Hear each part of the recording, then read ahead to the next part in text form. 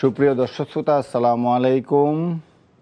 আমি জাহেদ চৌধুরী আপনাদের সবাইকে স্বাগত জানাচ্ছি এনটিভির নিয়মিত আয়োজন আইএফআইসি নিবেদিত এই সময়ের আজকের আলোচনায়। আমরা এই অনুষ্ঠানে সমসাময়িক বিভিন্ন বিষয় নিয়ে আলোচনা করে থাকি। আমরা জানি আজ জুলাই গণ অভ্যুত্থান দিবস। আজ থেকে ঠিক 2 বছর আগে একদল তরুণের নেতৃত্বে চূড়ান্ত পর্যায়ের আন্দোলনে ফ্যাসিবাদী শেখ হাসিনা ভারতে পালিয়ে যেতে বাধ্য হয়।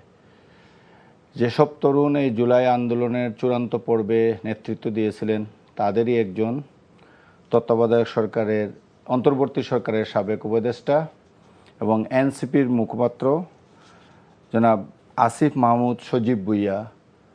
তাকে আমরা আজকে এনটিভি স্টুডিওতে আমন্ত্রণ জানিয়েছি। জনাব সজীব ভুঁইয়া, আপনাকে এনটিভির এই নিয়মিত আয়োজনে স্বাগত জানাচ্ছি। আপনাকেও ধন্যবাদ। আমি শুরুতেই যেমনটি বলছিলাম যে আমরা আপনার কাছ থেকে আজকে শুনতে চাইব এই 36 জুলাইয়ে 2024-এর জুলাই মাসের 31 দিন এবং আগস্টের 5 দিন, যেটাকে আমরা আপনারা নাম দিয়েছিলেন 36 জুলাই এবং এখনও এটা 36 জুলাই হিসেবে পরিচিত। এই 36 জুলাইয়ে কী ঘটেছিল এবং আপনারা আপনাদের মতো একদল তরুণ 17 বছরের রাজনৈতিক নেতৃত্ব যে আন্দোলন চূড়ান্ত রূপ দিতে পারেনি, আপনারা কিভাবে এটাকে সফল করেছিলেন, সেই গল্পটি শুরুতেই আপনাদের কাছ থেকে শুনবো। আর দ্বিতীয় পর্বে আমরা যেটা শুনবো আপনার কাছ থেকে যে 2 বছরের মাথায় জুলাইয়ের যে প্রত্যাশা এবং আকাঙ্ক্ষা ছিল তার প্রাপ্তি আমাদের কতটুকু, শুরুতে আপনার কাছ থেকে শুনতে চাই সেই দিনগুলোর কথা। আমাদের আজ থেকে ঠিক 2 বছর আগে জুলাই গণঅভ্যুত্থান তার একটি ধাপে সফলতা অর্জন করেছে। প্রথমে যখন আমরা আন্দোলনটা শুরু হয় কোটা সংস্কারের দাবিতে, আপনারা জানেন যে 2018 সালে একবার কোটা সংস্কারের দাবিতে আন্দোলন হয়েছিল, সেটা সফলতাও পেয়েছিল। কিন্তু 24 সালে আবার হাইকোর্টের রায়ের মাধ্যমে আবারও কোটা পুনর্বহাল করা হয় এবং আবারও সেই 56% কোটা চাকরিতে ফিরিয়ে আনা হয়। এর প্রতিবাদে আমরা আবারও আন্দোলনের ডাক দিই। আমি 2018 সালের কোটা সংস্কার আন্দোলনে অংশগ্রহণ করি। তখন আমি ঢাকা বিশ্ববিদ্যালয়ের প্রথম বর্ষের শিক্ষার্থী ছিলাম। তো ওই অংশগ্রহণের জায়গা থেকে একটা আবেগেরও জায়গা ছিল যে এটা শিক্ষার্থীদের এতদিনের আন্দোলন ত্যাগ তিতিক্ষার ফলে পাওয়া একটা অধিকার, এই কোটা ছাড়া চাকরিতে পরীক্ষা দেওয়ার সুযোগ, এটা আবার সরকার এই অধিকারটা কেড়ে নিচ্ছে। তো সেই জায়গা থেকে আমরা আবার কোটা সংস্কার আন্দোলনের ডাক দিই। ঢাকা বিশ্ববিদ্যালয়ে প্রাথমিকভাবে আন্দোলন শুরু হয় এবং পরবর্তীতে সারা দেশে বিভিন্ন শিক্ষা প্রতিষ্ঠান সহ জেলা শহরগুলোতে এই আন্দোলন পৌঁছে যায়। তখন তো আপনি ঢাকা বিশ্ববিদ্যালয়ের ছাত্র অধিকার পরিষদের সভাপতির দায়িত্ব পালন করছিলেন? না, আমি ছাত্র অধিকার পরিষদে ছিলাম 2023 সাল পর্যন্ত। 2023 সালে আমি সেখান থেকে পদত্যাগ করি। তখন আমি ঢাকা বিশ্ববিদ্যালয়ের জাতীয় ছাত্র শক্তি নামে একটা ছাত্র সংগঠন আমরা করি, সেটার আমি আহ্বায়ক ছিলাম ঢাকা বিশ্ববিদ্যালয়ে। ছাত্র শক্তির আহ্বায়ক। তো আন্দোলন আমরা খুব শান্তিপূর্ণভাবেই সারা দেশে কোটা সংস্কারের দাবিতে আন্দোলন পরিচালনা করছিলাম। 14 জুলাই পর্যন্ত আন্দোলনটা যথেষ্ট শান্তিপূর্ণভাবেই পরিচালিত হয়ে আসছিল, কিন্তু সরকার আমাদের কথায় কান দিচ্ছিল না এবং তারা নানা ধরনের তালবাহানা করা, এটা আদালতের বিষয় বলা, বিভিন্ন কিছু দিয়ে এড়িয়ে যাওয়ার চেষ্টা করছিল।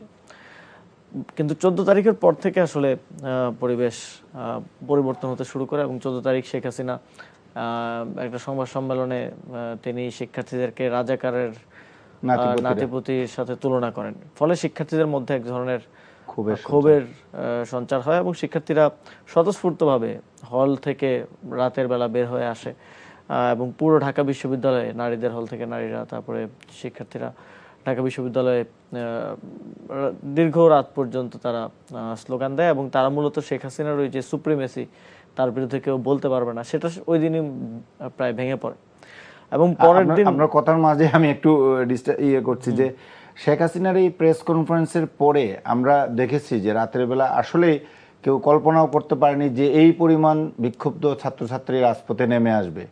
তো আমার জানার জায়গাটা হলো যে ওই সময়ে এই শেখ হাসিনার বক্তৃতা আর রাত্রে রাজপথে নেমে আসা, এর মাঝখানটায় আসলে আপনারা কোনো কাজ করছিলেন কিংবা আপনারা কোনো তৎপরতা চালিয়েছিলেন কিনা, নাকি এটা টোটালি একটা স্পন্টেনিয়াস ছিল? ওই সময়টাতে একটা কিউরিওসিটি আছে, মানুষের জানার একটা আগ্রহ আছে। ওই সময়টাতে আমাদের মূলত আমরা সেদিনই 14 তারিখে আমরা রাষ্ট্রপতিকে স্মারকলিপি দিয়ে এসেছিলাম এবং আমাদের তাকে 24 ঘন্টার একটা আলটিমেটাম দেওয়া ছিল যে 24 ঘন্টার মধ্যে ব্যবস্থা নেওয়ার বিষয়। তো আমরা পরবর্তী কর্মসূচি স্বাভাবিকভাবেই আমরা পরবর্তী কর্মসূচির পরিকল্পনা করছিলাম, মিডিয়াতে কথা বলতেছিলাম। তো এর মধ্যেই সন্ধ্যাবেলা এই বক্তব্যের ফুটেজটা আসলো এবং সবার মধ্যে এক ধরনের ক্ষোভ তৈরি হতে শুরু করলো। এবং যেহেতু আমরা সামনের সারিতে ছিলাম, আমাদের আন্দোলনকারীরা পরিচিত যারা আছে, বিভিন্ন হলে যারা সংগঠক ছিলেন সবাই এবং সমন্বয়ক যারা ছিলেন সবাই নক করা শুরু করলেন যে ভাই কি করব। শিক্ষার্থীদের মধ্যে এক ধরনের ক্ষোভ, এবং প্রথমেই হলেই স্লোগান উঠে, প্রত্যেকটা হল ইন্ডিভিজুয়ালি নিজেদের মতো করে স্লোগান দিচ্ছিল। এবং পরবর্তীতে অনেকটা স্বতঃস্ফূর্তভাবেই তারা কয়েকটা হল বের হয়ে আসে। পরে যখন আমরা দেখি যে শিক্ষার্থীদের মধ্যে ক্ষোভের জায়গাটা আছে, সবাই প্রতিবাদ করতে যাচ্ছে, আমরাও ক্যাম্পাসে আসি, অ্যাক্টিভ তৎপর হয়ে পড়ে তৎপর হয়ে। এবং আমরা দেখি যে কয়েকটা হলে ছাত্রলীগ শিক্ষার্থীদেরকে হল থেকে বের হতে বাধা দিচ্ছিল, তখন রাত হয়ে গেছে। তো সেখানে শিক্ষার্থীরা এক ধরনের প্রতিরোধ গড়ে তুলে হল থেকে মিছিল নিয়ে তারা বের হয়ে আসে। তো এরই ধারাবাহিকতায় পরের দিন আপনারা জানেন যে ওবায়দুল কাদের তিনি একটা বক্তব্য দেন। তিনি একটা বক্তব্যে বলেন যে ওদের জন্য তো ছাত্রলীগই যথেষ্ট, এবং তিনি ছাত্রলীগকে সরাসরি উস্কানি দেন আন্দোলনে হামলা করার জন্য। এবং ছাত্রলীগও সেদিন 15 তারিখ আমাদের যে কর্মসূচি ছিল, আমরা মিছিল নিয়ে ঢাকা বিশ্ববিদ্যালয় ক্যাম্পাস প্রদক্ষিণ করছিলাম, সেই পরিস্থিতিতে ছাত্রলীগ আমাদের উপরে হামলা করে।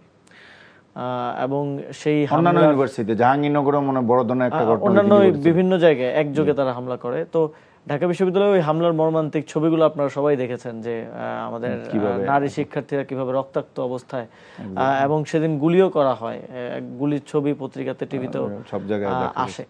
তো তারা অল আউট এক ধরনের হামলা করে, এবং চূড়ান্ত তারা চেষ্টা করেছিল দমানোর জন্য, আন্দোলনটা চূড়ান্তভাবে দমিয়ে দেওয়ার জন্য। এবং প্রাথমিকভাবে তারা এত সংখ্যায় এসে হামলা করে শিক্ষার্থীরা আর ক্যাম্পাসে থাকতে পারে না, তারা চলে যায়। এবং প্রায় সেদিন 200 জনের মতো আহত হয়েছিলেন। তো ওইটার পরেই মূলত আন্দোলনটা আরো বেশি, ওই ছবিগুলো যখন আসতে থাকে নারী শিক্ষার্থীদের রক্তাক্ত অবস্থায়, মর্মান্তিক যে ছবিগুলো, তারপরে ছাত্রলীগের নৃশংসতা যখন মানুষের সামনে আসে, তখন কিন্তু মানুষের মধ্যে ক্ষোভের বিষয়টা আরো বেড়ে যায়। এবং মূলত ওই ছবিগুলোই আমি বলবো পরবর্তী প্রাইভেট ইউনিভার্সিটির শিক্ষার্থীরা যারা এই আন্দোলনের সাথে এর আগে এত বড় পরিসরে হয়তো ছিলেন না, তারা আমাদের সমব্যথে ছিলেন, আমাদের সাথে তাদের সমর্থন ছিল, কিন্তু তারা মাঠে অ্যাক্টিভ ছিলেন না। তো যখন এই ছবিগুলো গেল, তখন আন্দোলনটা পাবলিক ইউনিভার্সিটি বা বিভিন্ন সরকারি কলেজ এর বাইরে গিয়ে বা প্রাইভেট ইউনিভার্সিটি সহ বিভিন্ন মাদ্রাসা, স্কুল, কলেজের শিক্ষার্থীদেরকেও উদ্বুদ্ধ করে প্রতিবাদ জানাতে। এবং আমরাও আমাদের বক্তব্যে, আমাদের আহ্বানে আমরা তাদেরকে আহ্বান জানাই আসার জন্য। এবং দেখা যায় যে 15 তারিখের ঘটনা, 15 তারিখের ঘটনা। তো 15 তারিখ আরো একটা জিনিস হয়েছিল। 15 তারিখ এই ঘটনা যখন ঘটে, এই ঘটনার পরে হামলার পরে শিক্ষার্থীরা কিন্তু প্রতিরোধ গড়ে তোলে, এবং রাতের বেলা আমরা আবার ক্যাম্পাসে ফিরে আসি, ক্যাম্পাস থেকে কর্মসূচি ঘোষণা করি। এর পরের দিন একটা ডু অর ডাই সিচুয়েশনের মতো ছিল আর কি, কারণ 16 তারিখ অলরেডি 15 তারিখ ক্যাম্পাস থেকে আমাদেরকে হামলা করে হল খালি করার কথা বলা হয়, হল খালি করার কথা 16 তারিখে বলা হয়েছিল। আচ্ছা, হ্যাঁ। তো ওই জায়গা থেকে আমাদের মধ্যে একটা হয় যে না, আমরা সর্বশক্তি নিয়ে আমরা আসবো, এবং শহীদ মিনারে আমরা 16 তারিখ অবস্থান গ্রহণ করি। সেদিন অনেকটা আমাদের, এবং আমরা ক্যাম্পাসে প্রদক্ষিণ করি, মহড়া দিই।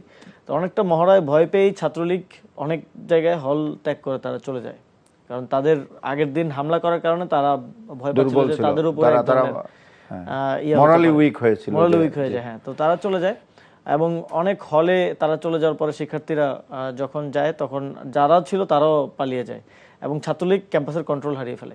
মূলত এই ক্যাম্পাসের কন্ট্রোল হারিয়ে ফেলার কারণেই কিন্তু তারা পরের দিন সরকার ক্যাম্পাসগুলোকে বন্ধ করে দেওয়ার সিদ্ধান্ত নেয়, কারণ ক্যাম্পাসে ছাত্রলীগের কন্ট্রোল না থাকা মানে এটা সম্পূর্ণরূপে আন্দোলনকারীদের। এবং খুব সম্ভব একই দিনে রাজশাহী এবং জাহাঙ্গীরনগর ইউনিভার্সিটিতেও ছাত্রলীগকে মেরে বের করে দেওয়া হয়েছিল পুরো। হ্যাঁ, কয়েকটা পাবলিক বিশ্ববিদ্যালয়ে সেম ডেতে এই ঘটনাটা ঘটেছে। একই দিনে আমরা সেদিন রেজিস্ট্যান্স শো করেছিলাম, কিন্তু তারা মোরালি এতটা উইক ছিল, তারা ওইটা স্ট্যান্ড করতে পারেনি। এবং একই সাথে ওই দিন 16 তারিখের কথা আমি বলতেছি, 16 তারিখে কিন্তু আবু সাইদ সহ 6 জনকে হত্যা করা হয়। প্রথম এই কিলিং এর ইয়েটা 16 তারিখে আসে শুরু হয়, এবং আবু সাইদের হত্যার ঘটনা। ফলে এই হত্যার ঘটনা যখন আমরা শুনি, তখন আমাদের আন্দোলনকারীদের মধ্যে ওই ক্ষোভের জায়গাটা আরো বেশি উত্তপ্ত হয়ে ওঠে সবাই। এবং আমার কাছে কেন জানি মনে হয় যে এই 16 তারিখ পর্যন্তই আন্দোলনটা শুধু ছাত্রদের মধ্যে ছিল, কিন্তু আবু সাইদের হত্যার এই দৃশ্য, এই ছবিগুলো দেখার পর এরপর থেকেই মানে 16 তারিখের পর থেকেই এটা সার্বজনীনতার দিকে 16 তারিখের move পর করতে থেকে এটা শুরু একটা করেছে। সার্বজনীন নাগরিক আন্দোলনের রূপ নেয়। 16 তারিখের পর থেকেই আপনি রাজপথে দেখবেন যে আমাদের অভিভাবকরা আসছেন, বিভিন্ন শ্রেণীর পেশার না, মানুষজন, প্রাইভেট ইউনিভার্সিটি মানুষজন আসলো, আসছেন। মাদ্রাসা আসলো, Private এইভাবে university একে একে করে অন্যরা এটার মধ্যে ইনভলভ হ্যাঁ, হয়। 16 তারিখের এই হত্যাকাণ্ডের পরেই এবং আমরাও আমাদের দিক থেকে একটা আমাদের রিয়েলাইজেশন হয় যে মানে হত্যা করাটা তো একদম লাস্ট স্টেজ। হত্যা করার পরে আমাদের এই আন্দোলন শুধুমাত্র কোটার মধ্যে সীমাবদ্ধ থাকতে পারে না। তো এই ডিবেটটা আমাদের মধ্যে অনেকেই বলছিল যে আমরা কোটার জন্য শিক্ষার্থীদেরকে আহ্বান জানিয়েছি, এখন কি আমরা অন্য দাবিতে যাবো কিনা, কিন্তু হত্যার জায়গাটা আসলে নন নেগোশিয়েবল ছিল। এবং ওই রক্ত নেয়ার পরে তো আসলে বিচার ছাড়া ওইখান থেকে ফিরে যাওয়ার উপায় ছিল পথ না। থাকে না। তো সেই জায়গা থেকে পরবর্তী দিনগুলোতে 16 তারিখ আমরা কমপ্লিট শাটডাউন ঘোষণা করি। এর আগে আমাদের ব্লকেট কর্মসূচি চলছিল। তো কমপ্লিট শাটডাউনের কর্মসূচিটা ছিল এরকম যে দেশের সকল প্রতিষ্ঠান, দোকানপাট থেকে শুরু করে হরতালের মতো করে হরতালেরটাই ভিন্ন নামে, ভিন্ন নামে, ইনোভেটিভ নাম নিয়ে এটাকে সবকিছু বন্ধ থাকবে এবং শুধুমাত্র জরুরি অ্যাম্বুলেন্স সার্ভিসগুলো যেটা চালু সার্ভিসগুলো থাকবে। চলমান থাকবে। এবং আমরা খুবই অবাক হই যে পরের দিন খুবই স্বতঃস্ফূর্তভাবে অনেক জায়গায় হরতালের সময় তো আমরা দেখেছি জোর করে বন্ধ করতে হয় বা ককটেল মারার একটা সংস্কৃতি বা এরকম ছিল, কিন্তু সেদিন আমরা দেখলাম যে স্বতঃস্ফূর্তভাবে একদম পাড়ার দোকানিরাও তাদের দোকান বন্ধ করে রেখেছে। মানে সবাই এই কমপ্লিট শাটডাউন কর্মসূচিটাকে স্বতঃস্ফূর্তভাবে সফল করছে। সারা দেশে বিক্ষোভ হচ্ছে এবং সেদিনও কিন্তু ছাত্রদের উপর পুলিশ গুলি করে এবং সেদিনও হত্যার ঘটনা ঘটে। তারপরে সম্ভবত 39 জন মারা গেছিল, 40 জনের মতো সেকেন্ড ডেতে। তো তারপরে তো আরো ফিয়ার্স হয়ে যায় এবং তখনই আমরা চিন্তা করি যে এখন আমাদের দাবিগুলোতেও পরিবর্তন নিয়ে আসা প্রয়োজন। এবং তখন আমরা উস্কানিমূলক বক্তব্য দেওয়ার কারণে ওবায়দুল কাদেরের পদত্যাগ, স্বরাষ্ট্রমন্ত্রী যেহেতু পুলিশ গুলি করছে তিনি দায়িত্বশীল, তার পদত্যাগ, শিক্ষামন্ত্রী উস্কানিমূলক বক্তব্য দিয়েছিল তার পদত্যাগ আমরা চাই। এরকম 4 জন মন্ত্রীর পদত্যাগ আমরা আমাদের দাবিতে নিয়ে আসি। এবং 18 তারিখ আন্দোলনটা আমার মনে হয় যে মানে প্রথম ধাপের সবচেয়ে ফিয়ার্স তারিখ ছিল। 69 জন মারা গেছিল সেই দিন সম্ভবত, 69 থেকে 70 জন মারা গিয়েছিল, যেটা অফিশিয়াল ডেথ টোল, যেটা প্রথম আলো পরবর্তীতে বের করেছিল সেটা অনুযায়ী। এবং 18 তারিখে কিন্তু অনেকগুলো জায়গায় কন্ট্রোলটা আন্দোলনকারীদের কাছে চলে এসেছিল। আপনি যাত্রাবাড়ি অঞ্চলে পুরো কন্ট্রোল ছিল আন্দোলনকারীদের কাছে। এবং বরিশাল জেলায় আমরা শুনলাম যে বরিশাল জেলার পুলিশ তারা কাইন্ড অফ সারেন্ডার করেছে, তারা বলে দিয়েছে আমরা গুলি করব না এবং আমরা আর আন্দোলন ঠেকাতেও যাব না। তো অনেকটাই ওই সময় কিন্তু বিজয় আসবে এরকম সিচুয়েশন তৈরি হয়। সরকার এটা বুঝতে পেরে ওই দিন রাতেই ইন্টারনেটটা বন্ধ করে দেয়। 18 তারিখ রাতেই তারা ইন্টারনেটটা বন্ধ করে দেয়। এবং কারণ তারা বুঝতে পারছিল আমাদেরকে কোনো মেইনস্ট্রিম মিডিয়া সেভাবে সাপোর্ট দিচ্ছে না। মেইনস্ট্রিম মিডিয়াগুলোতে কিভাবে হচ্ছে, সবই সোশ্যাল মিডিয়ার মাধ্যমে, নিউ মিডিয়ার মাধ্যমে হচ্ছে। তো সেজন্য তারা ইন্টারনেটটা বন্ধ করে দেয় যাতে আমরা যোগাযোগ বিচ্ছিন্ন, এবং তারা আমাদেরকে ট্রেস করতে পারছিল না। তো ইন্টারনেট বন্ধ করে দেওয়া মানে যোগাযোগের জন্য আমরা সেলুলার ফোনের উপর নির্ভরশীল হয়ে যাব, তখন তো ট্রেস করাটা মাছ ইজিয়ার হয়ে যায়। তো ইন্টারনেটটা হঠাৎ করে বন্ধ করে দেওয়ার পরে এটা আমাদের জন্য আরেকটা সেটব্যাক ছিল। আমরা খুব ক্রাইসিসের মধ্যে পড়ে যাই যে যোগাযোগটা কিভাবে হবে, আমরা কর্মসূচি কিভাবে ঘোষণা করব। এর আগ পর্যন্ত আমরা সোশ্যাল মিডিয়ায় কর্মসূচি ঘোষণা করতাম, সংবাদ সম্মেলন করে ঘোষণা করতাম। তো তখন একটা শঙ্কার জায়গা তৈরি, এবং তারা আন্দোলনকারীদের মধ্যেও ফাটল ধরানোর চেষ্টা করে। তারা কনভিন্স করার চেষ্টা করে অনেককে যে এই আন্দোলনটা, এই হত্যাকাণ্ডটা হচ্ছে বা মানুষ মারা যাচ্ছে, এটার দোষটা তোমাদের কারণে হচ্ছে, তোমাদের উস্কানিতেই হচ্ছে। হ্যাঁ, তোমরা আন্দোলন বন্ধ করে দিলেই তো হয়। আর তখনই তারা এই জিনিসটা নিয়ে আসে যে তারা কোটা সংস্কার করবে যদি আমরা আন্দোলন বন্ধ করে দিই। কিন্তু আমাদের তখন দাবিটার কোটা সংস্কারের মধ্যে ছিল না। তখন আমাদের দাবিটা স্পষ্টতই এই মন্ত্রীদের পদত্যাগ সহ সরকারের ক্ষমা চাওয়া এবং যে হত্যাকাণ্ডগুলো ঘটলো এটার বিচারে তখন আমরা চলে গিয়েছিলাম। ফলে শুধুমাত্র কোটা নিয়ে তখন ফিরে যাওয়াটা আমাদের জন্য অপশন ছিল না।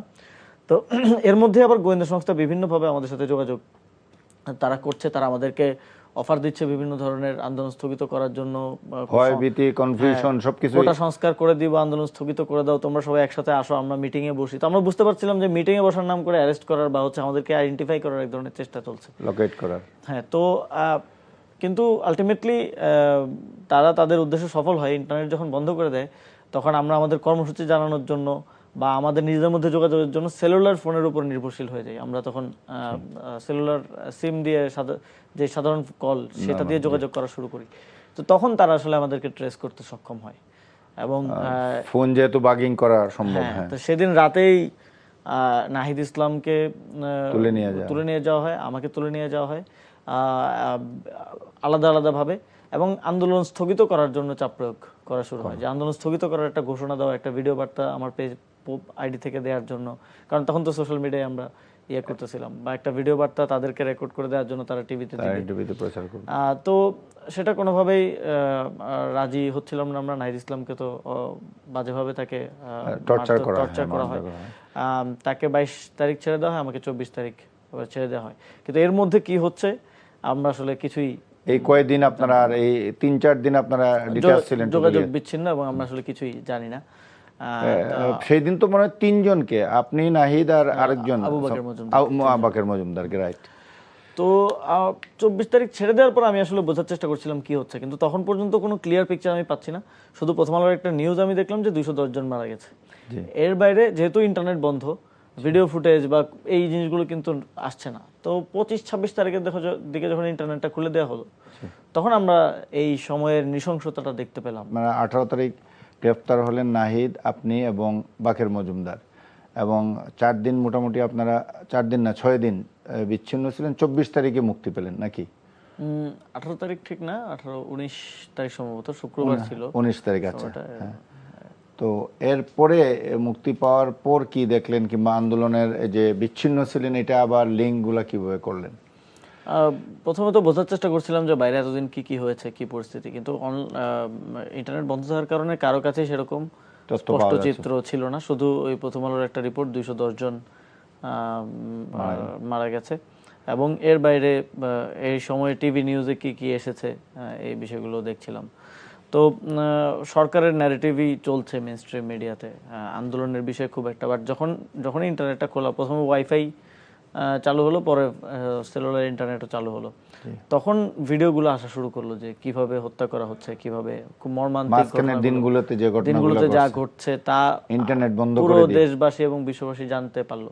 তো তখন আমার মনে হচ্ছিল যে আন্দোলনটা স্তীমিত অবস্থা থেকে আবার একটু সবার মধ্যে একটু ক্ষোভের সঞ্চার হচ্ছে, এবং সবাই একটু কর্মসূচি, কারফিউ প্রত্যাহার করে নেওয়া, দিলে আসবে, এরকম একটা পরিবেশ হবে। তো এর মধ্যে আবার আমাদেরকে ওই হসপিটালেই ভর্তি অবস্থায়, আমি আর নাহিদ ভাই ভর্তি ছিলাম, গণস্বাস্থ্য নগর হাসপাতালে চিকিৎসা নিয়েছিলাম। ভর্তি অবস্থায় আমাদেরকে হাউস অ্যারেস্টের মতো করা হলো।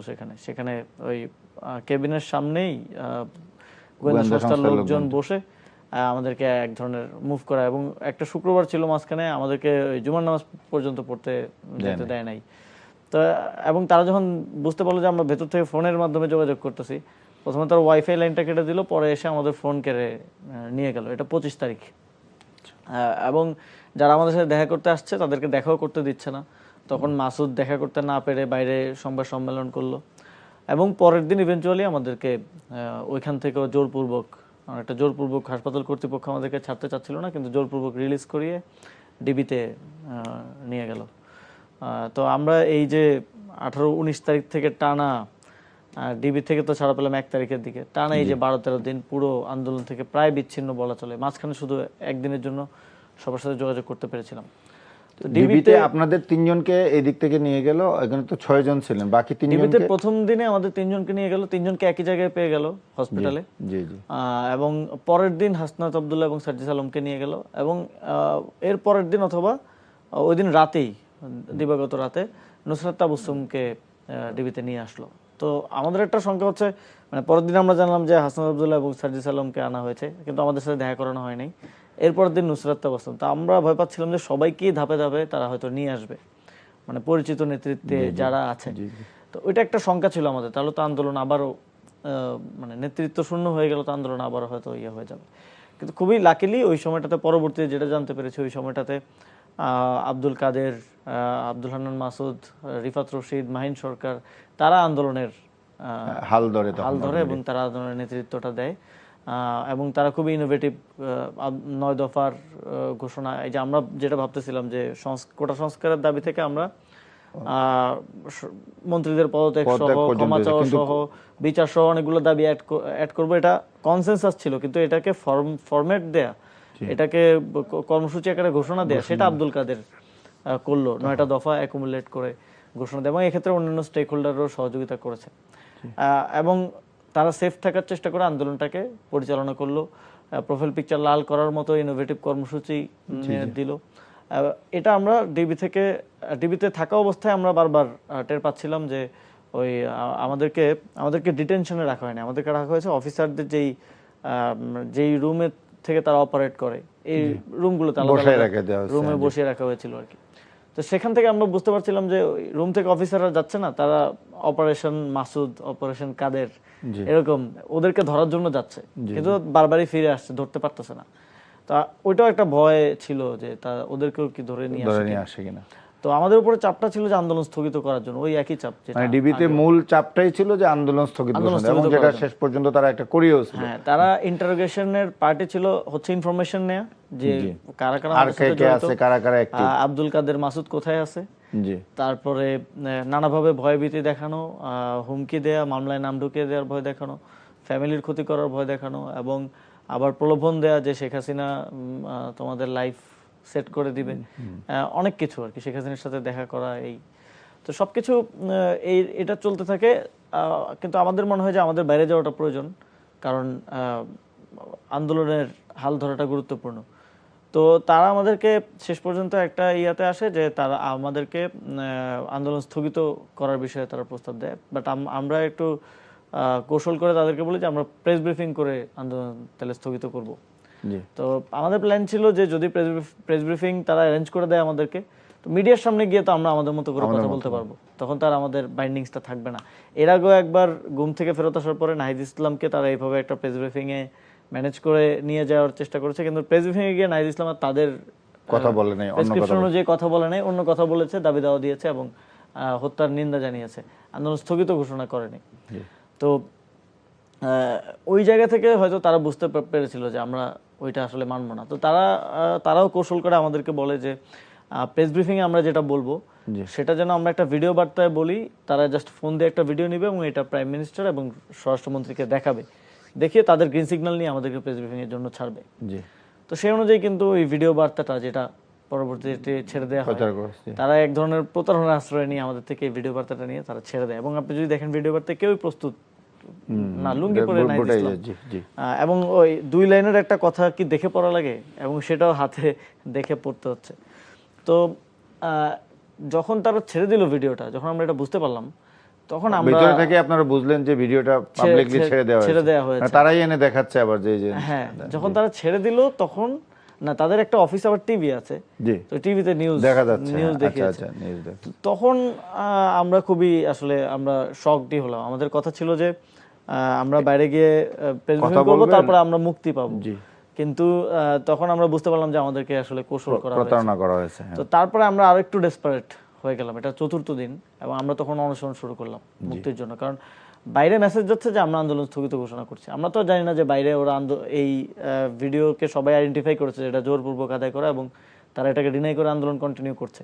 তা এইটা তো আমরা হতে দিতে পারি না। ওই জায়গা থেকে আমরা খুব তো আমরা অনুসরণে, এমনিতেই আমি আর নাহিদ ভাই অসুস্থ ছিলাম, চিকিৎসারত অবস্থায় ছিলাম, তো আমরা অনুসরণে প্রায় 32 ঘন্টা অনুসরণে ছিলাম। কিন্তু সমস্যা হচ্ছে আমাদের মধ্যে যোগাযোগ করার সুযোগ ছিল না। ওই 6 জনকে আবার আলাদা আলাদা রাখছিল। হ্যাঁ, আমরা 3 জন ছিলাম এক ফ্লোরে, আর 2 জন ছিলেন আরেক ফ্লোরে, আরেকজন ছিলেন আরেক ফ্লোরে। ফলে আমরা 3 জন যে এক ফ্লোরে ছিলাম, 3 জন একসাথে হওয়ার পরে আইডিয়া আসে যে আমরা অনুসরণে বসি, তখন আমরা অনুসরণ শুরু করে ফেলি। তো তখন তারা অনেকটা আসলে ভরকে যায়, কারণ আমাদের শারীরিক অবস্থার অবনতি হচ্ছিল, এবং তারা ডাক্তার নিয়ে এটা পরে আমরা টেলিফোন কনভারসেশনে আনিসুল হকের একটা টেলিফোন কনভারসেশনে ছেড়ে দেওয়ার জন্য বলছে যে হোম মিনিস্টারের সাথে বলতেছে, তারপরে ডিবির হারুনকে বলতেছিল ছেড়ে দেওয়ার জন্য। হ্যাঁ, তো তখন ডিবির হারুন আমাদেরকে ডেকে নিয়ে হুমকি ধমকি দেয় যে তোমরা অনশন কেন করতেছো, তোমরা কি খাবা। তারপরে আমাদেরকে বলে যে তোমরা যদি অনশন না ভাঙো তাহলে তোমাদেরকে আবার হসপিটালে ওই পিজিতে তারা 6টা রুম রেডি করে, যে তোমাদেরকে ওইখানে নিয়ে হাউস অ্যারেস্ট করে রাখা হবে। তো এরকম বিভিন্ন হুমকি দিতে থাকে, কিন্তু শেষ পর্যন্ত আমরা দেখি যে ওই সময় একটা ঘটনাকে কেন্দ্র করে ডিবি হারুনকে বদলি করে দেওয়া হয়, এবং পুরো ডিবিতে একটা থমথমে পরিবেশ। তো তখন তারা আমাদেরকে এক ধরনের, মানে এটা নিয়ে আমরা পরে টেলিফোন কনভারসেশনে যেটা জানতে পেরেছি যে এটা নিয়ে এক ধরনের বিরোধ ছিল।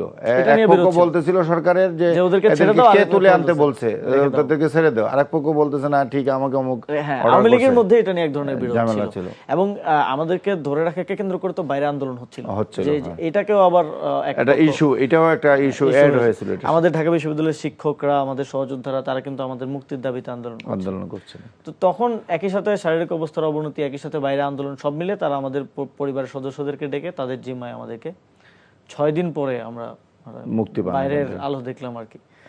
তো মুক্তি পেয়ে আবার আমাদের ওই একই পরিস্থিতি, বাইরে কি হচ্ছে আমরা মোটা দাগে আসলে আমাদের কাছে ইনফরমেশন নাই। তো তখন আমরা আমাদের অনুপস্থিতিতে যারা আন্দোলনের হাল ধরেছিল, রিফাত, কাদের, মাসুদ, ওদের সাথে আমরা কথা বলে বোঝার চেষ্টা করছিলাম যে আন্দোলন মানে তাদের সাথে তখন যোগাযোগ হলো আবার। যোগাযোগ হলো আবার। হ্যাঁ, তো তাদের সাথে কথা বলে আমরা সেন্টিমেন্ট বোঝার চেষ্টা করছিলাম, মাঠের কি পরিস্থিতি। তো আমরা সর্বোপরি ওই দিন আন্দোলন অবজার্ভ করে আমরা দেখলাম, এবং ওরা পরের দিনের কর্মসূচি দিল 2 তারিখের যে কর্মসূচি। আমরা ওদেরকে বললাম তোমরাই কর্মসূচি দাও, তোমরা তো এতদিন পরিচালনা করছো, আমরা একটু অবজার্ভ করে আগে বুঝি পরিস্থিতিটা কি।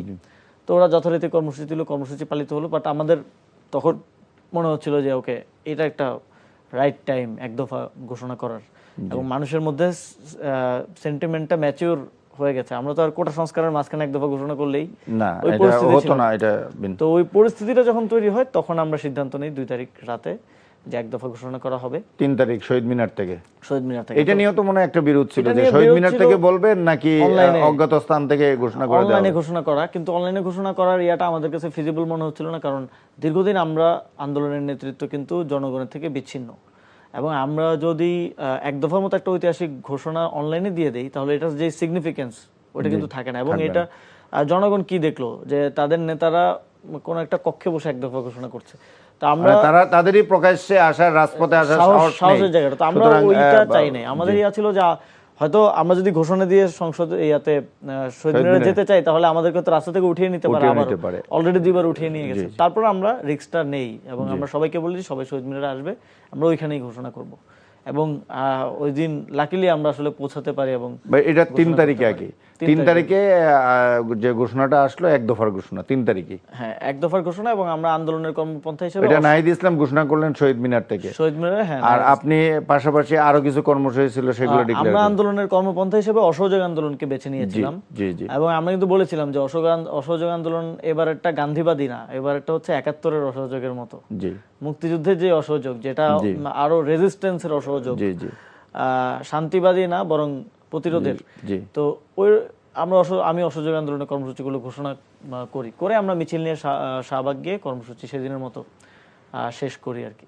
এবং এই 3 তারিখেই তো আরেকটা ঘটনা, যেটা গুরুত্বপূর্ণ ঘটনা ঘটে, যে জুনিয়র সেনা কর্মকর্তারা ক্যান্টনমেন্টে একটা মিটিং এ বসে, দরবার হলে বৈঠক হয়, এবং তারা সেনা প্রধানকে জানিয়ে দেন যে আমরা এইভাবে রাজপথে আমাদের বাচ্চাদের উপর গুলি চালাতে পারবো ওই না। বৈঠকের দিকে আমাদের নজর ছিল। 2 তারিখেই আমরা ওই বৈঠকের মানে ইনফরমেশন গুলো ছিল, যোগাযোগও ছিল। 2 তারিখে আমরা শুনতে পারি যে বৈঠক হবে, এবং আমাদেরকে কিন্তু সত্যি বলতে এই মানুষগুলোর নাম হয়তো নেওয়া যাবে না, কিন্তু তারাও হয়তো চাইবেন না তাদের নিরাপত্তার স্বার্থে আমরা না নেই। কিন্তু কূটনৈতিক পাড়া থেকে অনেকে, প্রশাসন থেকে অনেকে, সেনাবাহিনী থেকে অনেকেই ঝুঁকি নিয়ে আমাদের সাথে কিন্তু যোগাযোগ করছিলেন। আমাদের মানে এটা 3 তারিখ থেকে এই কমিউনিকেশনটা বিভিন্ন, মোটামুটি 1 তারিখ থেকেই ডিবি থেকে বের হওয়ার এর আগেও যোগাযোগ ছিল, কিন্তু এরপরে এটা অনেক বাড়তে থাকে। এবং আমরা একটা বোঝাপড়া আমাদের হয় যে প্রশাসনের উপর শেখ হাসিনার কন্ট্রোলটা লুজ হয়ে গেছে, এবং পুলিশ গুলি করতে মানে খুব উইলিংলি করতে চাচ্ছে না একটা অংশ, সেনাবাহিনী তো গুলি করতে চাচ্ছেই না, তারপরেও কিন্তু কয়েকটা প্লাটুন করেছে বিভিন্ন জায়গায় গুলি। তো মিরপুর, নরসিংদী কয়েকটা স্পটে আমরা ছবি দেখেছি।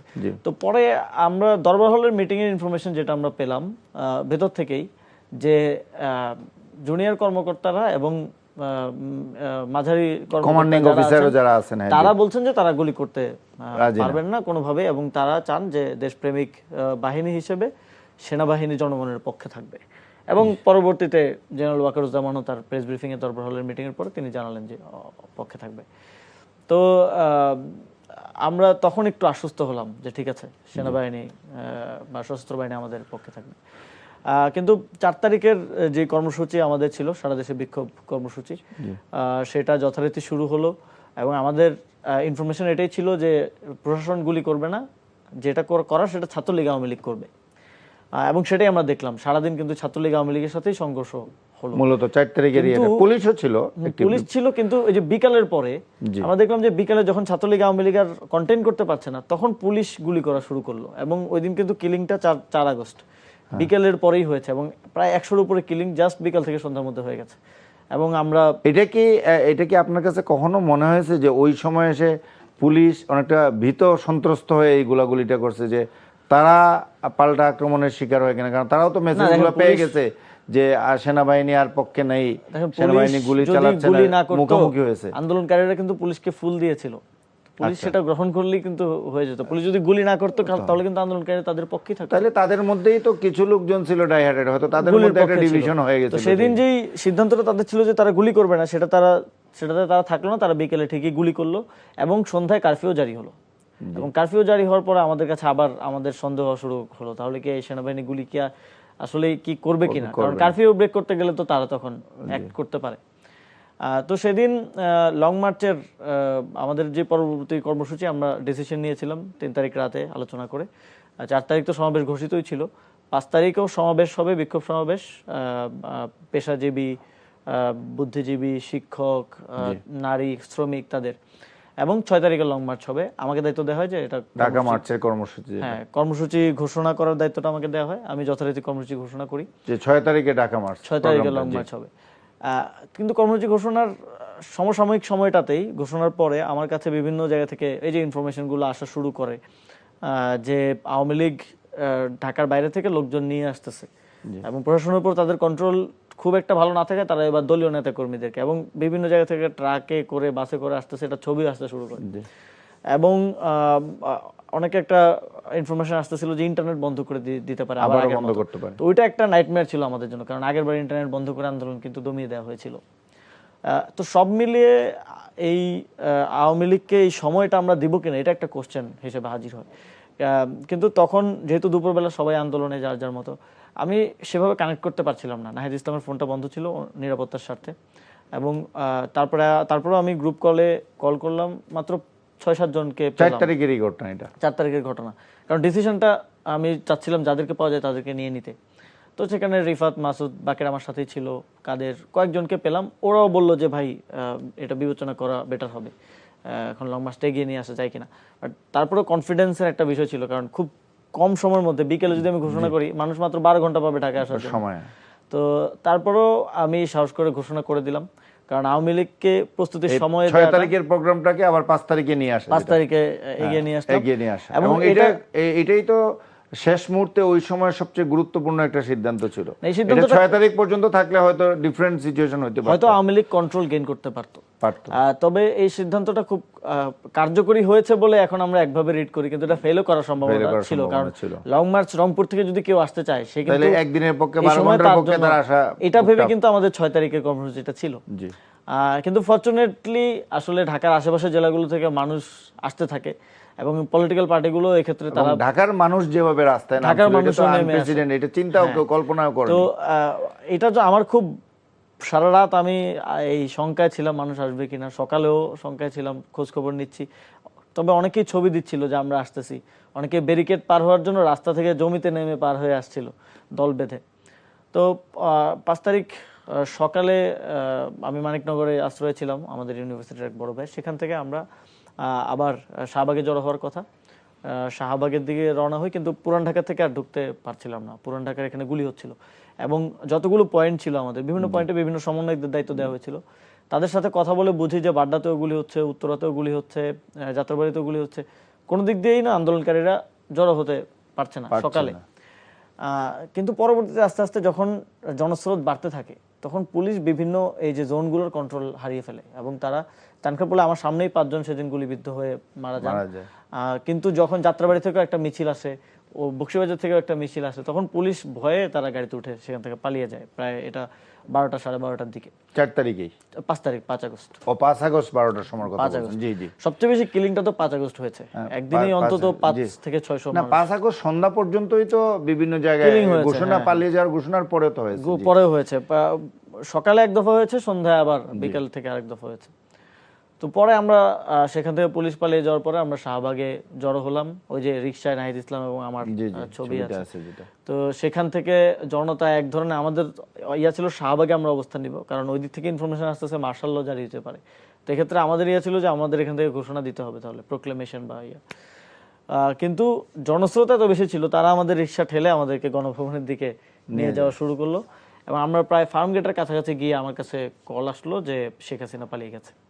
তো আমি এখন প্রথমে এটা বিশ্বাস হয়নি, পরে আমি তখন কি দেড়টা বাজে আর কি, 1:30 বাজে কাছাকাছি, 1:30টার দিকেই প্রথম এটা জানাজানিটা হয় যে ফ্লাই করেছে। তো আমি তখন কনফার্ম হওয়ার জন্য এফপির তখন শফিক ভাই এফপির ব্যুরো চিফ ছিলেন, হ্যাঁ, তো ওনার সাথে যোগাযোগ করা, উনি বলেন যে হ্যাঁ ঠিক আছে পালিয়ে গেছে। এটা ওনারাই তো শফিক ভাই সবার আগে এটা ডিসক্লোজ করে ওয়ার্ল্ড ওয়াইডই খবরটা ছড়িয়ে দেয় যে শেখ হাসিনা পালিয়ে গেছে। এটা কনফার্ম হওয়ার পরে আমাদের মধ্যে তখন একটা স্বস্তি ফিরে আসে যে ঠিক আছে, এতগুলো মানুষের জীবন যে গেল এটার একটা অন্তত বিহিত হয়েছে।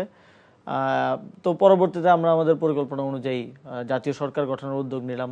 বিএনপি সেদিন রাতেই বৈঠকে তারেক রহমান বললেন যে তারা জাতীয় সরকারের অংশ হবেন না। ডক্টর মোহাম্মদ ইউনূসের সাথে যে যোগাযোগ চলছিল 3 তারিখ থেকে 5 তারিখে এসে তিনি সম্মত হলেন যে তিনি দায়িত্ব নেবেন। সেই যোগাযোগও তো আপনি ছিলেন, এই দুইটা যোগাযোগ প্রক্রিয়ার সাথে তারেক রহমান এবং ডক্টর ইউনূস তারেক রহমানের সাথে যোগাযোগটা আদিবাড়ী ভাই করেছিলেন। কে? আদিবাড়ী ভাই আমাদের রাজনৈতিক পর্ষদ সদস্য। জি জি জি, ওনার মাধ্যমে মিটিংটা অ্যারেঞ্জ হয়েছিল।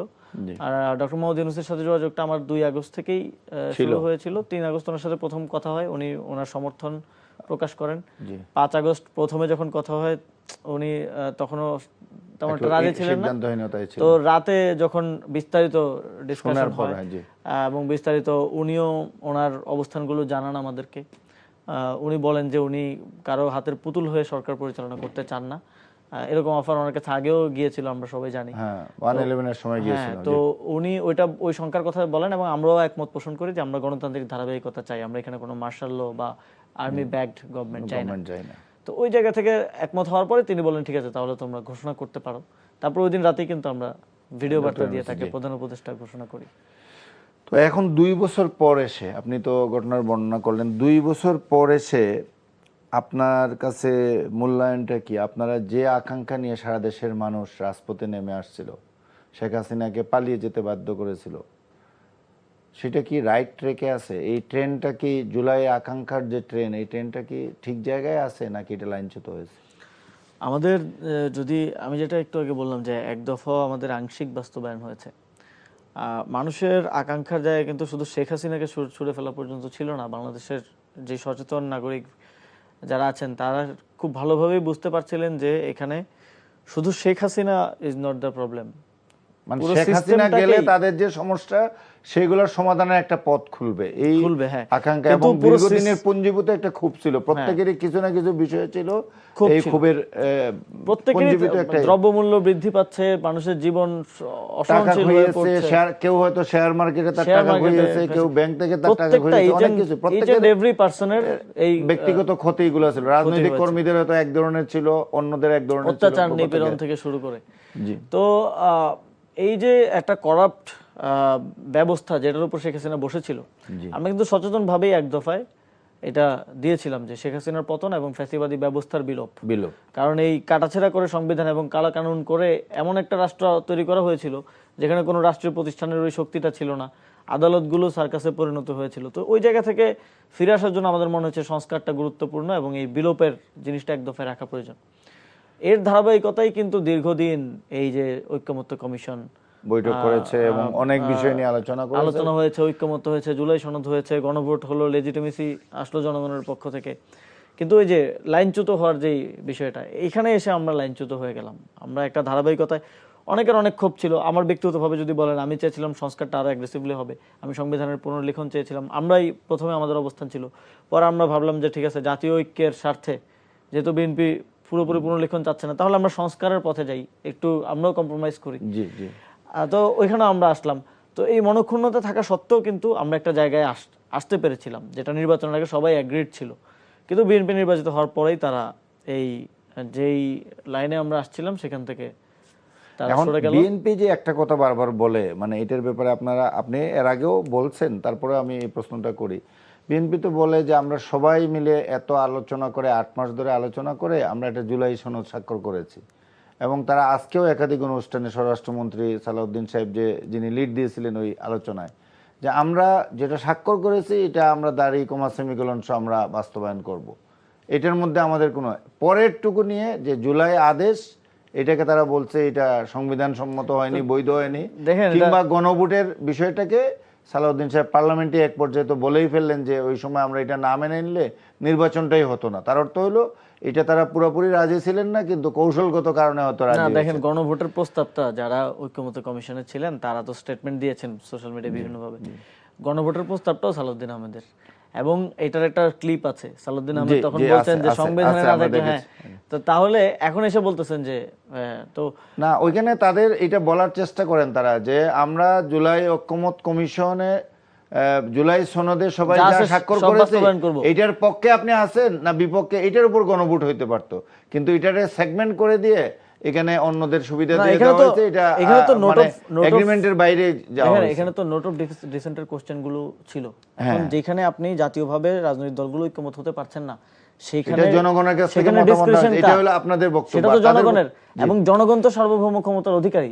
সেই জনগণ তো লেজিটিমেসি দিয়ে দিয়েছে, আপনি তো এটাকে ইয়া করতে পারেন না, আনডান মানে করতে ওই পারেন না। জায়গাতেই বিরোধটা যে আপনারা যেটা বলছেন না, যে না, ওইটা ছাড়াও বিরোধ যেগুলোতে আছে। একমত হতে পারি নাই সেটা আমরা গণভোটে না, দিয়েছি। শুধু যেমন শুধু ওই জায়গায় বিরোধ না, দেখেন আরো সমস্যাটা কোথায়।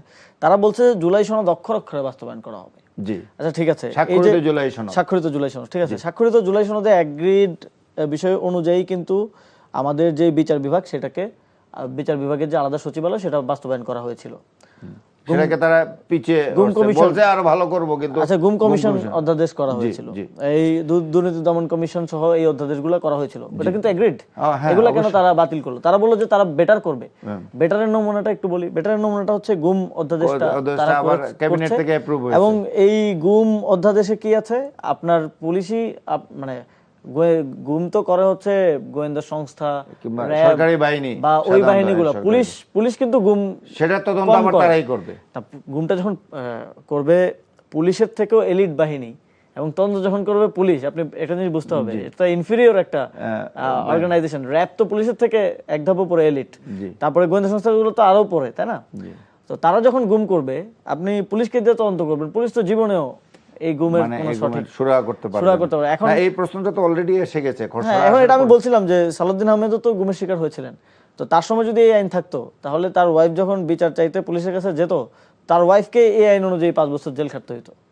এই খসড়ার 21 ধারায় বলা আছে যে যদি এটা অসত্য বলে, অসত্য প্রমাণিত হয় অভিযোগ, তাহলে যে অভিযোগকারীকে 5 তার বছরের ক্ষেত্রে তো এটা অসত্য না, উনি তো গুম হয়েছিলেন, এটুক তো সত্য। ওনার এই রিপোর্ট মুক্তি পেয়েছেন, ওনার এই রিপোর্ট যদি পুলিশ পুলিশ যদি এটা ডিল করে, করতো, পুলিশ তাহলে তো যদি পুলিশ কি মামলাটা বলতো? পুলিশ, হাসিনা পুলিশ কি বলতো?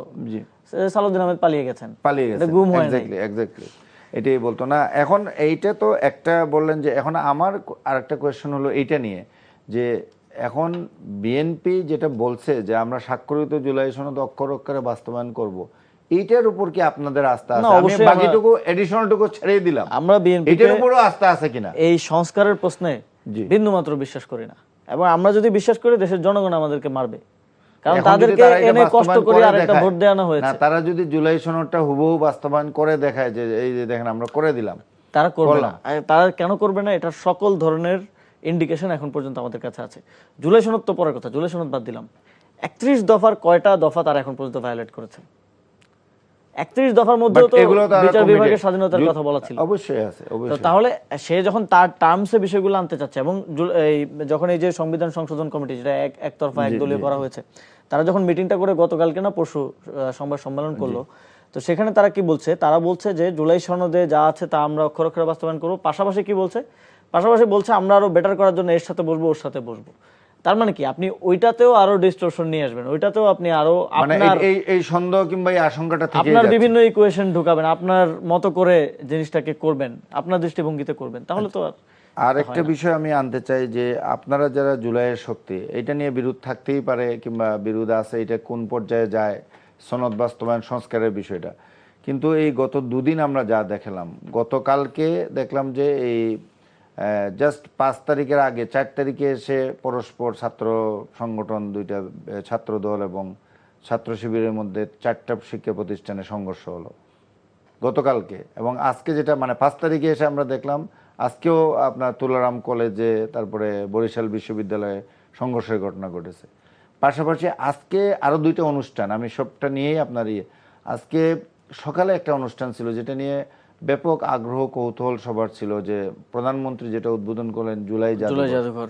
সেই অনুষ্ঠানে কিন্তু আমরা জামাতে ইসলামী এনসিপির লোকদের দেখিনি। এটা খুবই আমরা আশ্চর্য হয়েছি যে জুলাইয়ের জাদুঘরের উদ্বোধন হচ্ছে, সেখানে এনসিপি নেই কেন?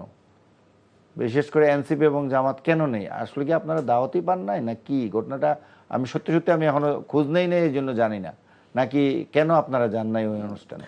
প্রথমত গত 2-3 দিনের যে ঘটনা ঘটছে, বেগম রোকেয়া বিশ্ববিদ্যালয় থেকে শুরু করে ঢাকা কলেজ, আলিয়া মাদ্রাসা, জগন্নাথ বিশ্ববিদ্যালয়, আমাদের ছাত্রশক্তির নেতৃবৃন্দ হামলার শিকার হয়েছেন, আহত হয়েছেন।